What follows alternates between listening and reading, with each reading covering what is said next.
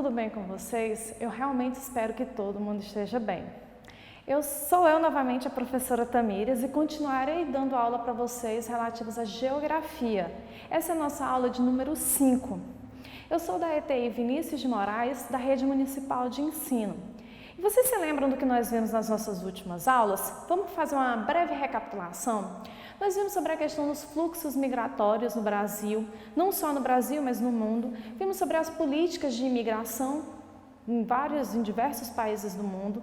Vimos também sobre as organizações internacionais, a mais famosa delas, que é a Organização das Nações Unidas, a ONU. Qual é a função dessas organizações mundiais? Vimos sobre a OMS, OMC. Vimos também sobre a questão dos continentes. E hoje nós vamos continuar e vamos ter um foco muito maior sobre a questão do Brasil. Primeiro, nós vamos ver sobre a questão dos BRICS. O que é o BRICS? O que é essa sigla? O BRICS, a partir de 2001, recebeu essa nomenclatura que eram os 5 grandes países em desenvolvimento.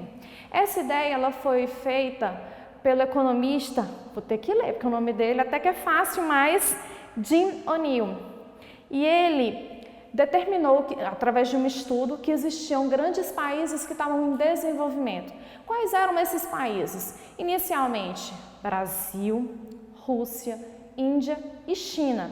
A partir de 2011, teve a entrada da África do Sul. Mas, professora, a África do Sul não é com A? Mas lembrando que a sigla é em inglês, South Africa. Então, a África do Sul veio e aglomerou junto com esses outros países em desenvolvimento. Lembrando, o BRICS não é um grupo internacional, não é um grupo econômico, como é o caso da União Europeia. O que é a União Europeia? A União Europeia é um bloco que, além de econômico, ainda é um bloco que visa o livre ida e vinda de qualquer pessoa dos países que fazem parte da União Europeia. O BRICS ainda não é isso, tá? O BRICS é só um grupo de países que estão em desenvolvimento, são os países que estão com maior possibilidade de desenvolvimento. Junto com esses países, tem outros 2 que também poderiam fazer parte dessa sigla, que é o caso da Coreia do Sul e do México, que também estão desenvolvendo. Um fato, o que é a função? Qual a função do BRICS? Qual a ideia do BRICS? A ideia do BRICS, é tentar institucionalizar, ou seja, virarem realmente um bloco econômico, não só econômico, mas além de econômico, além de tentar melhorar a economia dos membros, desses países que fazem parte do BRICS, também reduzir as desigualdades sociais. Nós estamos falando de países, como é o caso da China, como é o caso da Índia, que são países, e o Brasil, que tem uma desigualdade social muito grande. Eu tenho pessoas extremamente ricas e pessoas que passam fome. Então, a ideia do BRICS é tentar reduzir essa desigualdade social dentro desses países. Através de que forma? Através de uma melhoria econômica para cada um desses países. Então, essa é uma das ideias do BRICS, não a única. O BRICS também tem como intuito fortalecer esses membros, fortalecer esses países que fazem parte dessa sigla e, assim, melhorar a economia, não só deles, mas de outros países também. Nós vamos continuar e nós vamos falar também nessa nossa aula sobre a questão da agricultura. A agricultura que é extremamente necessária para a nossa vida. Afinal, nós precisamos de alimento, não é isso? E o nosso alimento ele vem exatamente da agricultura. Quando nós estamos falando de agricultura, a gente tem que lembrar que o Brasil, a gente pode lembrar, que o Brasil é um dos grandes produtores do mundo. Um dos grandes. Não significa que é o maior. Os 2 maiores produtores agrícolas são os Estados Unidos e a União Europeia. Quando eu estou falando de União Europeia, eu estou falando de um grupo, um conjunto de países, não de um só. Eu não estou falando assim, o maior produtor é a França, a Inglaterra. Não, a União Europeia é o 2º maior produtor de alimento do mundo. O primeiro são os Estados Unidos. Que características que fazem com que esses 2 países, com que esses 2 grupos, tanto os Estados Unidos quanto a União Europeia, sejam grandes produtores? Isso são fatores históricos que geraram essa produção, geraram esse status, mas também a mecanização. São dois locais em que a produção agrícola ela é extremamente mecanizada, ou seja, ela é praticamente quase toda mecanizada. Quando nós vamos falar dos Estados Unidos, que é o maior produtor do mundo agrícola, nós temos que pensar que lá apenas 3% da população vive de agricultura, ou seja, é muito pequeno. É um número muito pequeno de pessoas que vivem de agricultura. E por que a agricultura deles é tão forte? É exatamente porque ela é muito mecanizada. E tem uma grande concentração fundiária, ou seja, algumas pessoas possuem uma grande área de terra. Uma outra característica sobre a agricultura norte-americana é que ela é dividida em cinturões, belts. E o que são esses cinturões? Qual é a função desses cinturões? Cada área diferente, cada cinturão diferente tem uma produção agrícola diferenciada. Tem o cinturão do milho, tem o cinturão do trigo, tem o cinturão do algodão. Então eu tenho áreas específicas que produzem culturas específicas. Se eu for trazer para a União Europeia, a União Europeia ela tem um problema, um diferencial quando comparado aos Estados Unidos, que é a questão do espaço. Eu tenho um espaço bem menor na União Europeia, né? Na Europa, ela é um espaço bem menor do que o dos Estados Unidos. Eu tenho uma densidade demográfica muito grande, ou seja, eu tenho muita gente num espaço muito pequeno, mas ainda assim nós estamos falando da segunda maior produção de alimento do mundo, da segunda maior produção agrícola, né, do mundo. Exatamente por conta de investimento. Tem uma coisa em comum, tanto na produção dos Estados Unidos quanto na produção da União Europeia, que é o protecionismo. O que vem a ser o protecionismo? Protecionismo é quando um governo de um determinado país, ele taxa, aumenta os impostos de produtos que são importados, de produtos que vêm de outros países, exatamente com a ideia de beneficiar o seu produtor local. Ou seja, tanto a União Europeia quanto os Estados Unidos da América, eles protegem a sua produção local, eles dão subsídio para que a produção local seja maior e compram menos de produções internacionais de outros países. Ou então, quando eles compram produtos que eles não produzem ou a um preço muito mais elevado, certo? E no nosso gráfico mostra um pouco que houve uma evolução na produção da União Europeia.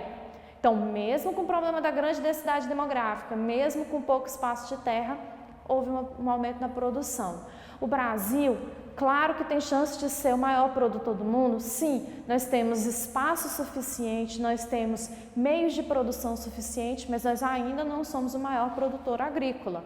Mas existe esse objetivo por parte do governo, né? Por parte não só do governo, mas por parte do país, em se tornar um dos maiores produtores do mundo. Hoje o Brasil é um grande produtor de soja, nós já sabemos disso, o Brasil é um extremo produtor de soja, não só de soja, mas nós também temos uma grande pecuária. Então, o Brasil ele tem um desenvolvimento muito grande na área agrícola, né? Na área da agropecuária, tanto agrícola quanto da pecuária.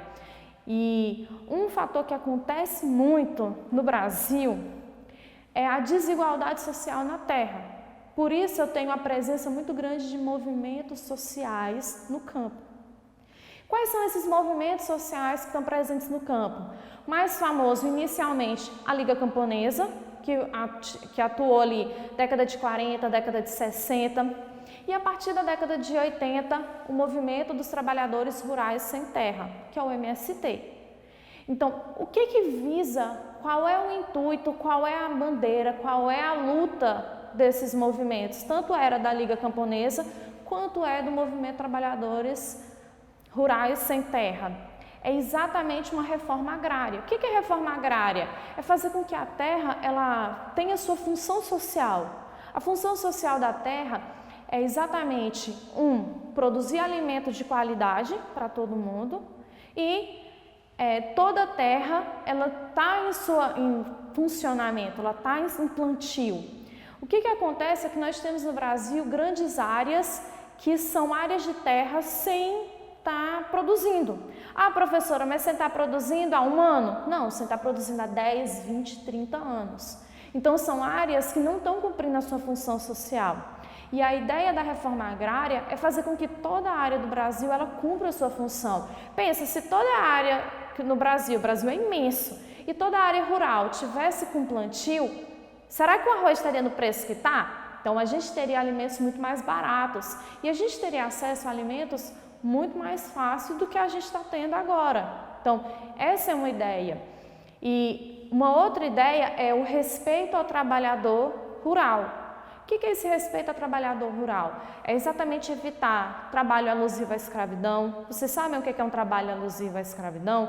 Não é aquele trabalho escravo como a gente conhecia, mas ele é aquele onde o empregado ele ganha muito pouco, quando ele ganha. E ele está numa situação de trabalho indigna.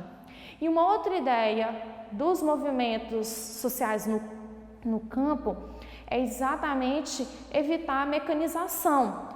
Professora, lá nos Estados Unidos e lá na Europa quase tudo é mecanizado e eles são tão desenvolvidos, por que aqui no Brasil também tem essa ideia contra a mecanização?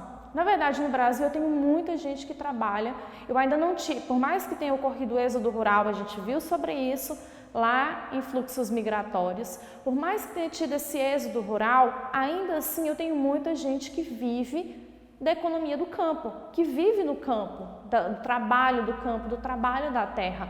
Então, eu tenho que melhorar a condição de trabalho dessas pessoas e fazer com que elas produzam mais, certo? E o movimento social no campo no Tocantins, existe? Claro que existe. E não existe apenas o MST, o Movimento dos Trabalhadores Rurais Sem Terra, como também existe movimentos atingidos por barragens ou hidrelétricas. O que é esse movimento? É exatamente de pessoas que tinham suas áreas próximas a barragens, próximas à construção de hidrelétricas e acabaram tendo dificuldades. Bem como também movimento social aqui no nosso estado, tem o movimento dos quilombolas. Quem são os quilombolas? Em geral são pessoas herdeiros de quilombos. Ou seja, são áreas que antes pertenciam a quilombos, que eram quilombos e que agora estão sendo regularizadas. Em geral, são pessoas que vivem da terra, que vivem do trabalho da terra. E além disso, eu também tenho que falar que um movimento social que luta, por essa vida no campo são os indígenas, porque eles vivem diariamente do trabalho da terra, do que a terra produz. Então, por isso é tão necessário o movimento social. Eu preciso ter um respeito maior pela terra, porque é a terra que gera o nosso alimento. E eu preciso ter um respeito pelas pessoas que trabalham na terra. Então, na nossa aula de hoje, a gente viu sobre a questão do BRICS, que é uma ideia, de grupo econômico, e essa ideia de grupo econômico ela está muito ligada à questão da agricultura. Nós somos um grande produtor agrícola. E quando eu estou falando de agricultura, eu também tenho que pensar que os Estados Unidos é o maior produtor, a União Europeia é o segundo maior produtor econômico ligado à agricultura, mas que o Brasil é um grande produtor. E poderia ser maior se toda a área fosse ocupada para plantio. E essa área de plantio ela fosse feita de maneira mais correta e consciente. Então, nas nossas próximas aulas, nós vamos ver sobre conflitos na América Latina, nós vamos ver sobre a questão dos grupos econômicos da América, tanto da América Latina quanto da América do Norte, Nós também vamos falar mais sobre algumas condições relativas à América. Vocês não esqueçam de fazer a atividade no portal. Além da atividade do portal, também, caso você não tenha acesso à internet, caso você não consiga fazer, vá até a sua escola, pegue a atividade, mas lembre-se de devolver respondida, tá certo? Eu sei que tem gente que não está respondendo tudo, lembre-se de devolver respondida. Nos veremos nas nossas próximas aulas. Eu espero realmente que todo mundo fique bem.